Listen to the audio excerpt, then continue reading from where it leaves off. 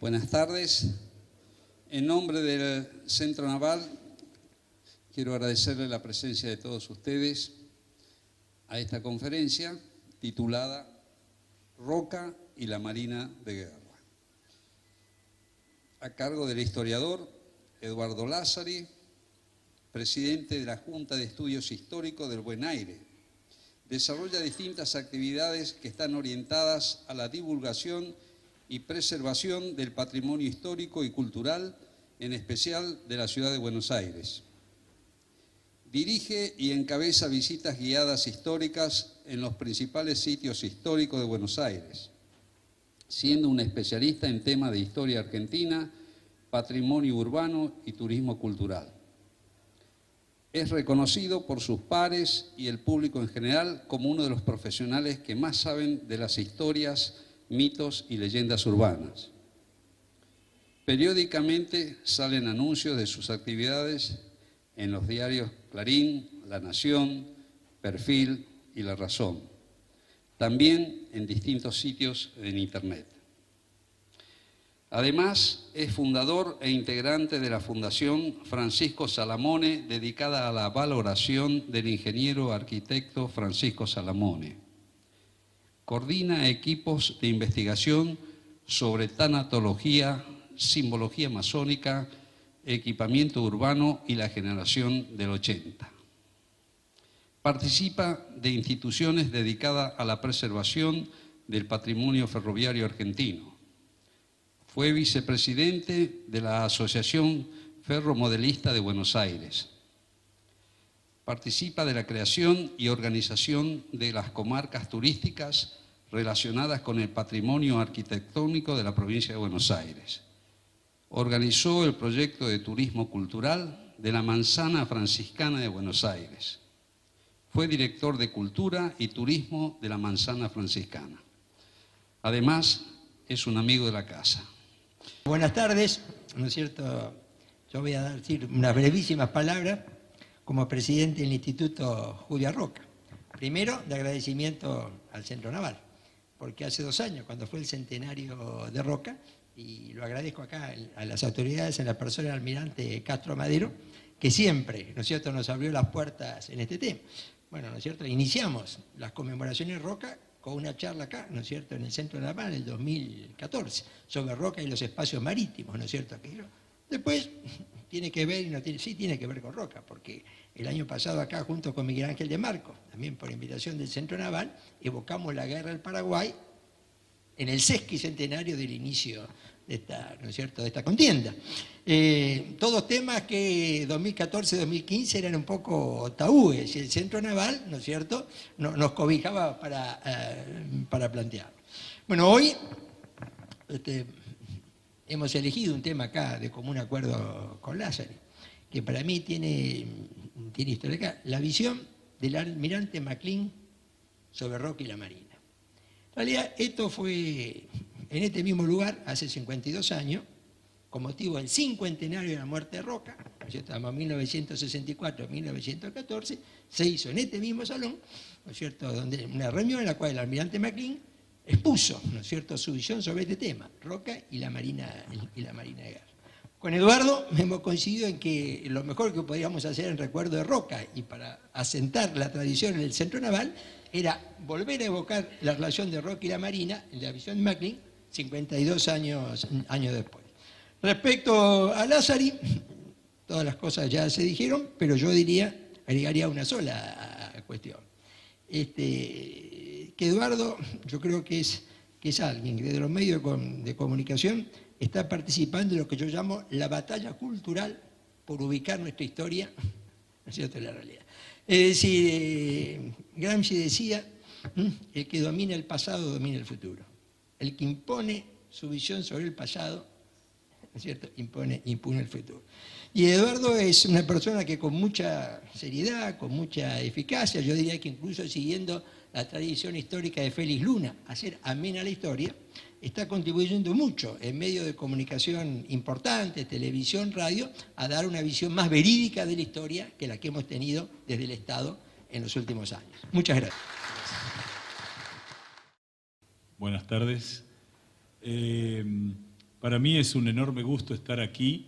Quiero darle las gracias al Centro Naval, que va siendo como una casa para uno, porque la recepción siempre es muy amable. Uno puede colaborar con, además, la difusión y divulgación de este enorme patrimonio de los argentinos. Así que siempre es bueno agradecer la generosidad con la que me tratan.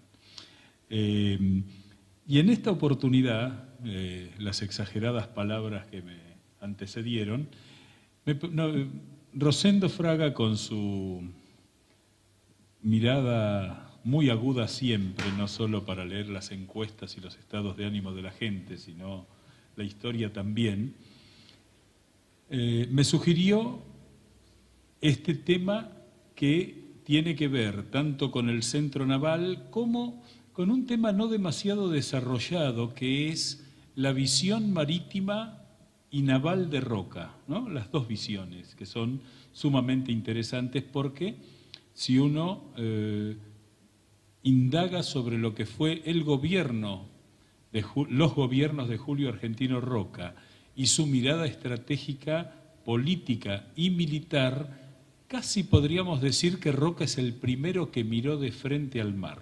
Es decir, hasta ese momento el mar era como un accidente para la historia nacional. Por supuesto, la historia se va construyendo a partir de lo que va ocurriendo. Y esta conferencia del vicealmirante Maclean, que fue socio y autoridad de este centro naval, es realmente un compendio de lo que fue Roca en la creación de una visión estratégica marítima de la Argentina. Pensemos que la guerra de la independencia para los argentinos fue una mirada hacia adentro, es decir, nuestra guerra de la independencia fue hacia el Alto Perú, hacia el Paraguay, luego cruzar los Andes, y allí el episodio de la flota que organiza San Martín con el almirante Cochrane y todos los avatares de ese alquiler de flota, ¿no? Digamos, en el relato histórico incluso quedó como esa expedición sencilla y como si hubiera sido organizada con facilidad. Digamos, no se han dedicado grandes páginas de la historiografía a lo que fue la organización de esa campaña, que fue vital. Si no hubiera sido así, no hubiera llegado San Martín con el ejército íntegro a terminar la guerra de la independencia de la Argentina y de Chile en el Perú.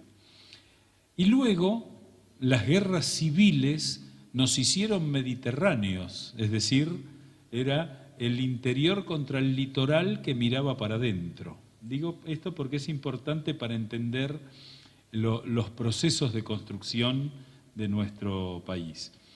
Y cuando llegamos a tanto la primera guerra externa que tiene el país, que fue la guerra contra el Brasil, contra el Imperio del Brasil, y la segunda, que fue la guerra contra el Paraguay, que muchas veces trampeamos los historiadores hablando de la guerra del Paraguay, como si la guerra fuera un problema de los paraguayos, ¿no?